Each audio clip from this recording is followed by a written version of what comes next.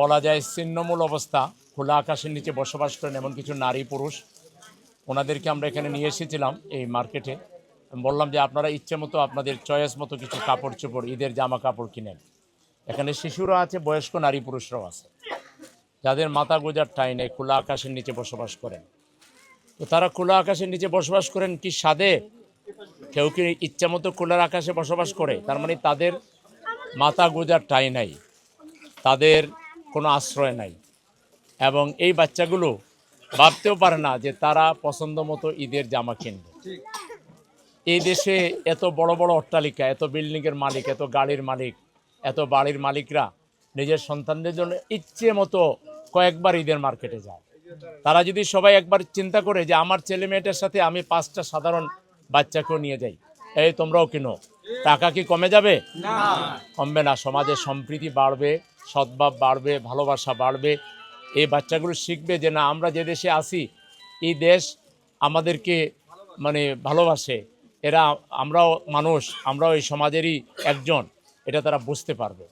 তো এই মানে চিন্তা থেকেই আমরা উত্তরার একটা মার্কেটে কয়েকদিন আগে কিছু নারী পুরুষকে এনে বলেছিলাম যে আপনারা ইচ্ছা মতো মাছের বাজার করেন, গোস্তের বাজার করেন। তো কেউ 2-3টা মাছ কিনেছে, কেউ 2-3 আইটেমের গরুর গোস্ত কিনেছে, খাসির গোস্ত কিনেছে, মুরগি কিনেছে, চাল কিনেছে, ডাল কিনেছে, খেজুর কিনেছে, ঈদের সেমাই, চিনি এগুলো কিনেছে। আর আজকে আমরা এই এলাকায় এই কাজটা করলাম।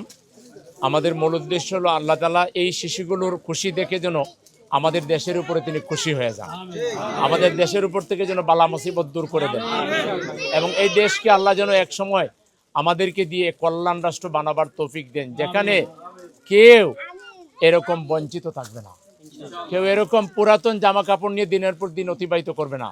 সবারই জামা কাপড় কেনার সামর্থ্য থাকবে, রাষ্ট্র কিনে দিবে। যারা পিছিয়ে থাকবে, যারা হতদরিদ্র থাকবে, যারা অসহায় থাকবে, ঈদের বাজার সবার আগে রাষ্ট্র তাদের জন্য করবে। আমরা এমন একটা মানবিক রাষ্ট্র চাই, আমরা এমন একটা মানবিক সমাজ চাই, আমরা এমন একটা মানবিক সিটি চাই। তো সেটার জন্যই আমরা আল্লাহর রহমত পাওয়ার জন্য তাদের পাশে দাঁড়িয়েছি।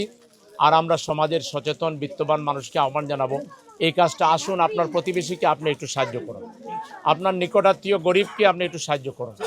এভাবে সমাজের সবাই মিলেমিশে আমরা ঈদের আনন্দ যেন করতে পারি, এটাই মূলত আমাদের বার্তা, এটাই আমাদের মেসেজ। আজকে এই মার্কেটের কর্মকর্তা কর্মচারী ভাইরা আমাদেরকে সহযোগিতা করেছেন, এই এলাকার আমাদের সম্ভাব্য জনপ্রতিনিধি